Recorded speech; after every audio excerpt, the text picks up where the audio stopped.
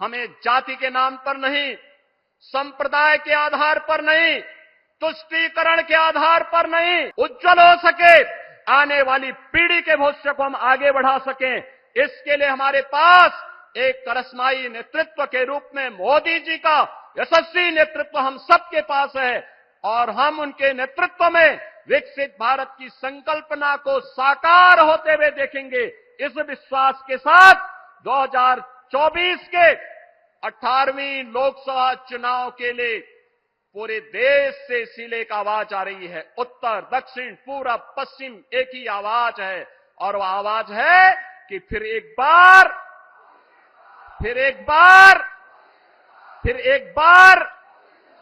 अब